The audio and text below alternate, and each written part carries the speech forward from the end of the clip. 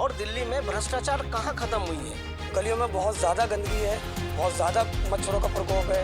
आम आदमी के उसमें बह गए थे कि कांग्रेस और बीजेपी जो है ये दोनों ठीक नहीं है। अरविंद केजरीवाल का सफाई हुई और बाकी देखते हैं कौन क्या करता है। देख रहे हैं जेबीटी न्यूज़, मैं हूं इसरार अहमद और इस वक्त हम बाबरपुर विधानसभा में पहुंचे हैं, जो कि पहले जनता कॉलोनी वार्ड के नाम से जाना जाता था और इस वार्ड का नाम बदलकर गोरखपुर वार्ड कर दिया, गोरख पार्क वार्ड कर दिया है।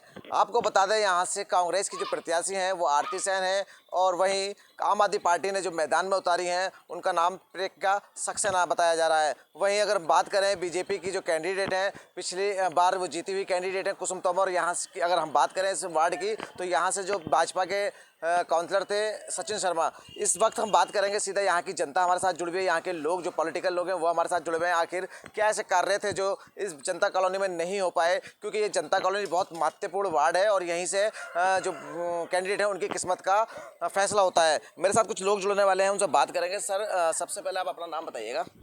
मैं डॉक्टर जहांगीर। हाँ डॉक्टर साहब, आप बात करें पिछले 5 साल की, यहाँ से भाजपा के निगम पार्षद सचिन शर्मा रहे हैं, तो कैसे देखते हैं, क्या आपके क्षेत्र में काम थे जो नहीं हो पाए या कुछ ऐसे काम जो होने थे, बताएंगे आप जरा। देखिए, जनता कॉलोनी में मेन रोड की सफाई तो सही ढंग से हो रहे थे, ठीक है, लेकिन गलियों की सफाई सही ढंग से नहीं हो पा रहे थे। नालियाँ ठस पड़ी हुई थी मच्छरों की।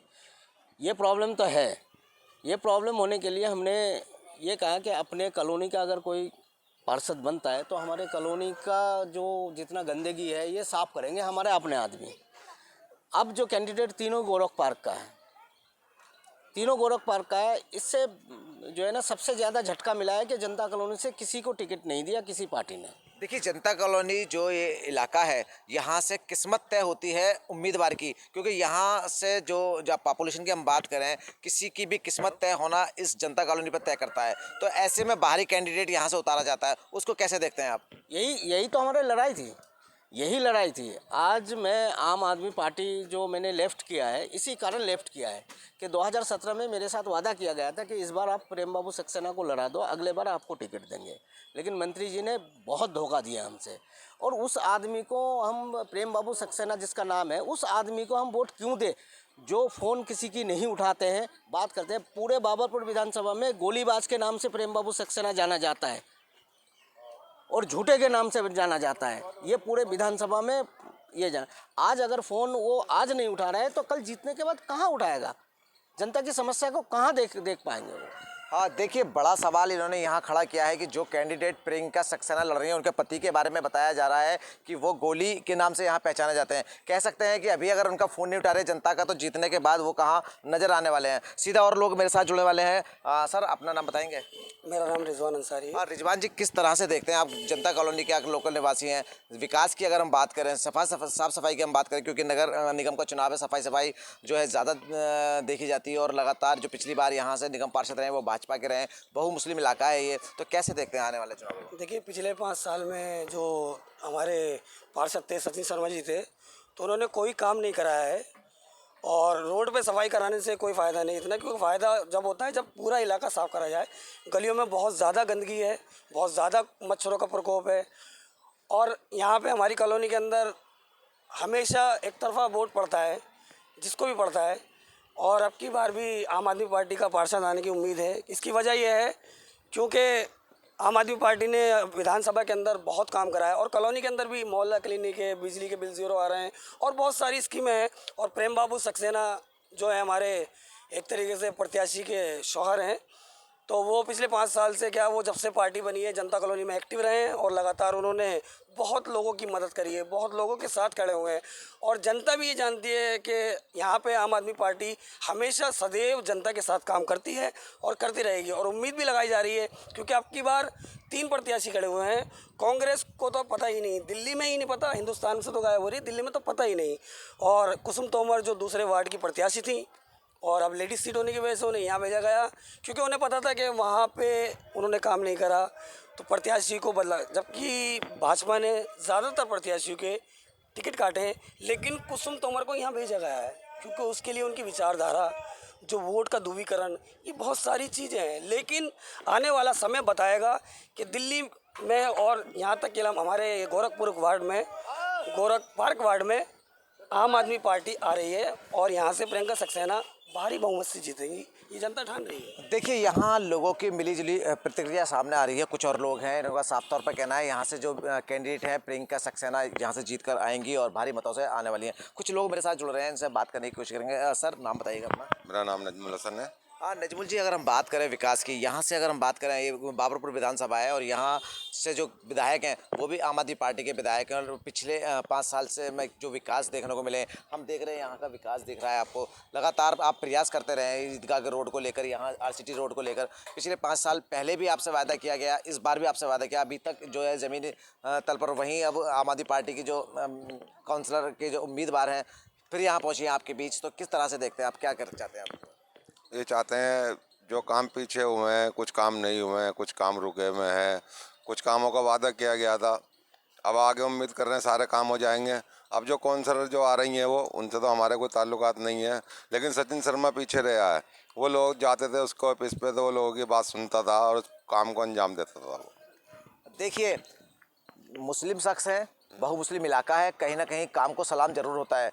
इन्होंने का साफ तौर पे कहना है कि सचिन शर्मा से जब भी ये कभी मिलने गए या इलाके की जनता कभी सचिन शर्मा के ऑफिस पे गई तो उसने काम भी किया और लोगों की बात भी सुनी। कुछ और लोग मेरे साथ जुड़ेंगे, उनसे बात करने की कोशिश करेंगे। सर आप अपना नाम बताएंगे?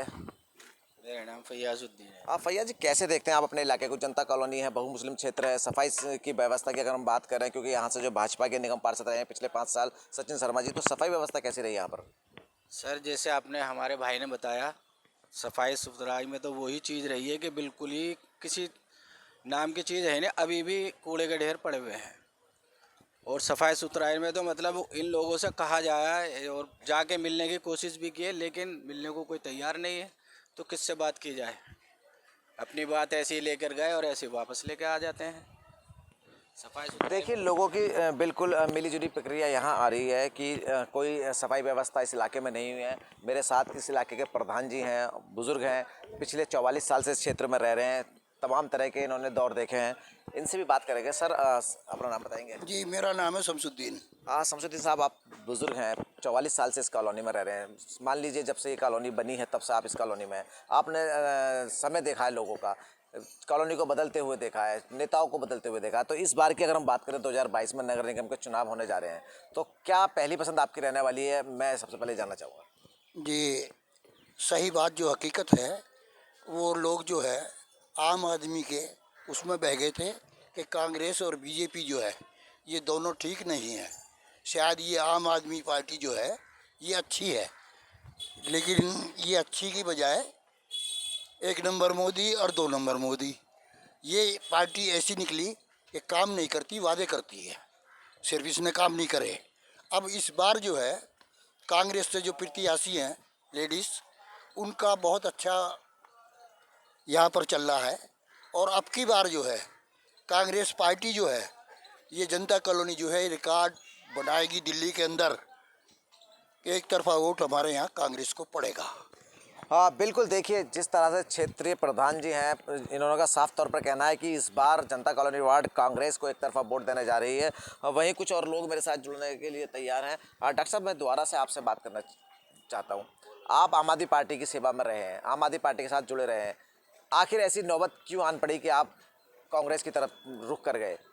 देखिए, मैंने जब आम आदमी पार्टी की उदय हुआ था और जब पार्टी नहीं बनी थी तब से इस पार्टी को हम समर्थन कर रहे थे। इसीलिए कर रहे थे कि ये कहते थे कि हम सबके साथ हैं। लेकिन अभी कुछ सालों से आम आदमी पार्टी की चेहरा बेनकाब हो गए। इसीलिए बेनकाब हो गए कि जो दिल्ली दंगे में जिसने दंगा फैलाया उनके नाम से हमारे विधायक जी, हमारे मंत्री जी आके कंप्लेन नहीं किया उनके नाम से, कपिल मिश्रा जिसका नाम है। अगर वो चाहते कि अपने एरिया में जब इतना बड़ा दंगा हुआ तो उनके खिलाफ FIR दर्ज करवाना था, लेकिन उन्होंने ये काम नहीं किया। उसके बाद हमारे माननीय मुख्यमंत्री श्री अरविंद केजरीवाल जी, जब कोरोना प्रकोप हुआ तो उन्होंने ये आदेश दे दिया कि आप जो है ना मौलाना साद के ऊपर केस दर्ज कराइए। जब आपके पास पुलिस नहीं है, आप दुहाई देते हो कि पुलिस हमारे पास नहीं है, लेकिन फिर अब जो है ना कैसे वहाँ पे ऑर्डर दे दिया कि आप मौलाना साद के ऊपर केस दर्ज कराइए। अभी फ़िलहाल के लिए गुजरात में जो एक लेडीज़ जो रेपिस्ट को छोड़ा गया है उसके बारे में भी कुछ नहीं बोला। एक बार बताइए, आप सिर्फ हर जगह जाके अलग अलग पॉलिटिकल स्टैंड ले रहे हो और मुसलमानों को इतना नीचे दिखाया आम आदमी पार्टी ने, इसकी वजह से हमारे दिल दुख गया। दूसरी बात कि आम आदमी पार्टी की जो नीतियाँ थी वो नीतियाँ नहीं है अब। पहले नीतियाँ थी कि एक घर में एक ही कैंडिडेट होगा, एमएलए अगर है तो उनके घर में कोई काउंसलर के टिकट नहीं होगा, लेकिन सब नीतियाँ को ख़त्म कर दिया। स्वराज उनका पहला था कि हमें चाहिए स्वराज, स्वराज को एक तरफ उठा के फेंक दिया, जन लोकपाल बिल एक तरफ उठा के फेंक दिया। तो ये लोग भी बीजेपी की बी टीम के तरह काम कर रही है और कांग्रेस को इसलिए हम समर्थन कर लिए कि कांग्रेस की जो राहुल गांधी जी अपने यात्रा कर रहे हैं, भारतीय जोड़ो यात्रा, इसमें सबको साथ लेके चल रहे हैं। देखिए, अभी आपने बात की लोकपाल बिल की, कहीं ना कहीं भ्रष्टाचार को मुक्त करने की बात की जा रही थी लोकपाल बिल के द्वारा। बराबर वाली 7 वाली सीलमपुर विधानसभा में विधायक अब्दुल रहमान जी हैं, उनकी पत्नी आसमा रहमान को टिकट दिया गया है, तो कहीं ना कहीं परिवारवाद को आम आदमी पार्टी ने बढ़ावा दिया है। ये भी एक भ्रष्टाचार का दूसरा रूप हो सकता है। जी, परिवारवाद को तो दिया ही दिया है, प्लस आपने मीडिया में देखा होगा आम आदमी पार्टी की एक आदमी ने 90 लाख रुपए में टिकट तय हुई थी उनकी, और 35 लाख रुपए उन्होंने एडवांस में दिए थे। उसको जब वापस करने के लिए आए तो पुलिस ने पकड़ लिया उनकी मॉडल टाउन के विधायक जो है वो 90 लाख रुपए में एक टिकट बिके थे। आप अगर पैसों से ही टिकट बिक रहे तो भ्रष्टाचार तो है ही। और दिल्ली में भ्रष्टाचार कहाँ ख़त्म हुई है? दिल्ली में कोई से भी काम करने जाओ, पहले अगर 1000 लगते थे तो अब 2000, सीधा 2000 3000 लगते हैं। तो भ्रष्टाचार ख़त्म कहाँ हुई है? जब भ्रष्टाचार खुद हमारे मुख्यमंत्री सपोर्ट कर रहे हैं, भ्रष्टाचार को टिकट बेच रहे हैं, हमारे गोपाल राय जी टिकट बेच रहे हैं, तो भ्रष्टाचार कहाँ ख़त्म? चलिए, देखिए, साफ तौर पर इनों का कहना है कि भ्रष्टाचार दिल्ली में ख़त्म नहीं हुआ, जबकि भ्रष्टाचार को और बढ़ावा मिला है। जो काम पहले 1000 रुपये में होता था अब कहीं 2000 3000 रुपये वसूल नजर रहे हैं। कुछ और लोग मेरे साथ हैं, सीधा बात करेंगे। सर, अपना नाम बताएंगे सबसे पहले? मेरा नाम शकील अहमद है। शकील जी, आपकी जनता कॉलोनी वार्ड की हम बात करें, पहले इसका नाम जनता कॉलोनी होता था, अब इसका नाम बदलकर गोरख पार्क कर दिया गया है। तीनों कैंडिडेट नॉन मुस्लिम, बहु मुस्लिम इलाका, बाहरी कैंडिडेट। अब आपकी मजबूरी बन जाती है किसी एक को सपोर्ट करना, क्योंकि लोकल यहाँ से कोई चुनाव नहीं लड़ रहा है। तो कैसे देखते हैं, क्या क्षेत्र में विकास हो पाएगा? विकास तो देखो इंसान पे करता है, जो इंसान अच्छा हो विकास ज़रूर करेगा। और विकास तो क्या नाम है उसका, हर एक कोई नहीं कर पाता। जैसे पिछला तुम्हारा बीजेपी का काउंसलर था, वो विकास क्या, कूड़ा जनता कॉलोनी तमाम सुबह से देख लो कूड़ा दबा के होता था, और आज भी इतना कूड़ा है, बेशुमार कूड़ा है। तो विकास तो पहले वालों ने नहीं करा। अब कौन आता है, क्या आता है, वो देखेंगे। बात करें तो आप किधर जा रहे हैं, हाथ झाड़ू या कमल? देखो, मैं तो खैर झाड़ू पार्टी का ही हूँ, मैं तो अरविंद केजरीवाल का सिपाही हूँ मैं, और बाकी देखते हैं कौन क्या करता है। देखिए, यहाँ तमाम लोग हमसे मिले, हमसे बात की, तमाम लोगों की अपनी अपनी राय थी। कोई हाथ के साथ जाना चाहता है तो कोई कमल के साथ जाना चाहता है और कोई पंजे के साथ जाना चाहता है। कैमरा पर्सन इकबाल के साथ इसरार अहमद, GBT दिल्ली।